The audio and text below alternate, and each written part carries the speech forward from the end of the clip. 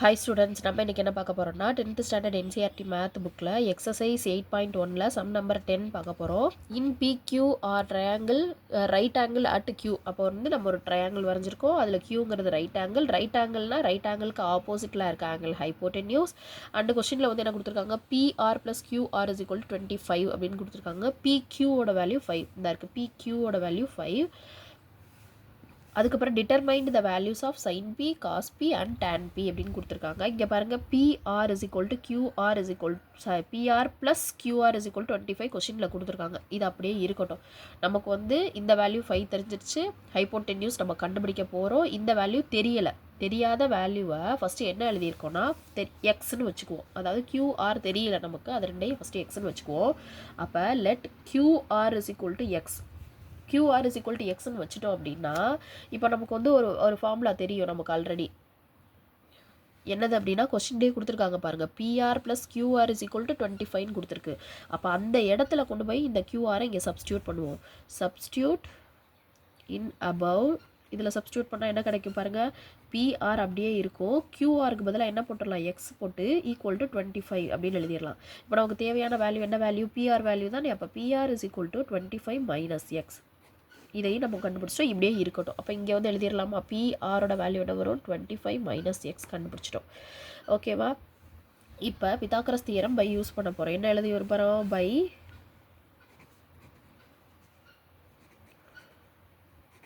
Pythagoras theorem. என்ன formula தெரியும், the square of hypotenuse is equal to அப்போ PR square hypotenuse is equal to sum of square of other two side. அப்போ QR square plus QP square. அப்போ என்ன வரும், PR squareோட value என்ன வரும், 25 minus x the whole square that is equal to QRோட value என்ன இருக்குது, x ஸ்கொயர் ப்ளஸ் இங்கே QPயோட வேல்யூ 5 ஸ்கொயர். கரெக்டாக இந்த வேல்யூவை இப்போ சிம்பிளிஃபை பண்ணோன்னா ஆன்சர் கிடச்சிரும். இதை வந்து என்ன எழுதிக்கலாம், அப்படி எழுதிக்கலாமா, 25 minus x the whole square is equal to x square plus இதை 25 எழுதிட்டோம்.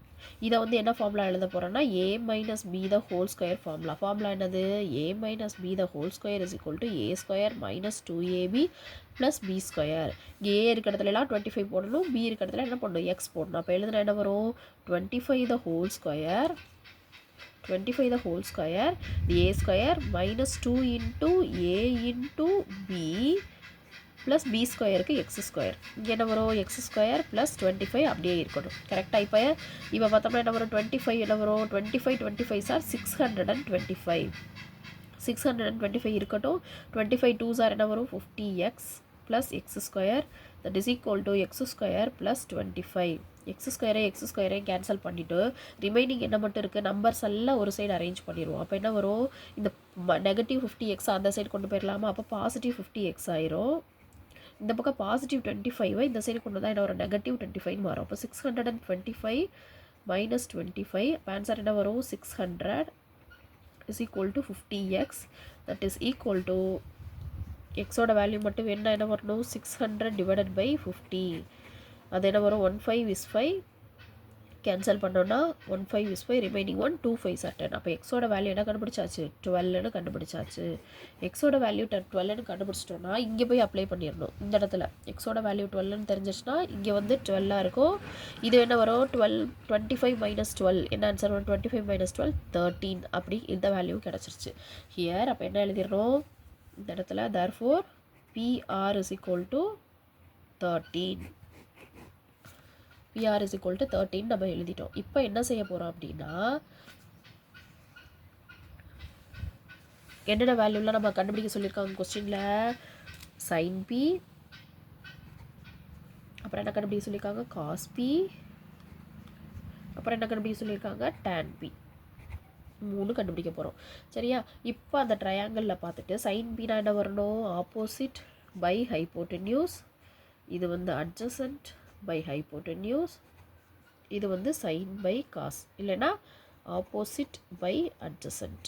இப்போ வேல்யூஸ் எல்லாம் கொண்டு வந்து எழுதணும்னா நமக்கு சம் முடிய போகுது. என்ன வரும் பாருங்கள், இங்கே என்னென்ன வேல்யூ எழுதியிருக்கோம் நம்ம, அட்ஜசன்ட்டுக்கு வந்து 13, ஹைப்போட்டென்யூஸ் வந்து 13, எது ஆங்கிளாக மென்ஷன் பண்ணியிருக்கு, ரைட் ஆங்கிள் அட் கியூ அப்படின்னு கொடுத்துருக்கு. இங்கே பி தான் ஆங்கிள், ஏன்னா கொஸ்டினில் வந்து எல்லாமே பி கண்டுபிடிக்க சொல்லியிருக்கோங்க பாருங்கள், tan P sine P cos P. அப்போ வந்து பி தான் ஆங்கிள். பி ஆங்கிள்னால் இந்த ஆங்கிள் இதுக்கு வர்றது ஆப்போசிட், ஆங்கிளுக்கு ஆப்போசிட்டில் வர்றது ஆப்போசிட், ஹைப்போட்டென்யூஸும் ஆப்போசிட் சைடும் போக ரிமைனிங் இருக்கிறதா அட்ஜசன்ட். சரியா? இப்போ இந்த வேல்யூஸ் எல்லாம் கொண்டு வந்து இங்கே அப்ளை பண்ணோன்னா சம் முடிஞ்சிச்சு. என்ன வருது ஆப்போசிட்டோட வேல்யூ? ஆப்போசிட் வந்து 12/13. அவ்வளோதான், இது முடிஞ்சிச்சு. அதே மாதிரி இதில் அட்ஜசன்ட் வந்து 5/13. இதுவும் முடிஞ்சிச்சு. அடுத்து ஆப்போசிட் பை அட்ஜசன்ட். ஆப்போசிட் வந்து 12, அட்ஜசன்ட் வந்து 5. அவ்வளோதான், இதுவும் முடிஞ்சிச்சு. இந்த கொஸ்டினை நல்லா ரிவிஷன் பண்ணி வச்சுக்கணும். ஏன்னா இது வந்து ஒரு இம்பார்ட்டண்ட்டான கொஸ்டின். எக்ஸாமுக்கு வர்றதுக்கு பாசிபிலிட்டிஸ் நிறையாவே இருக்குது.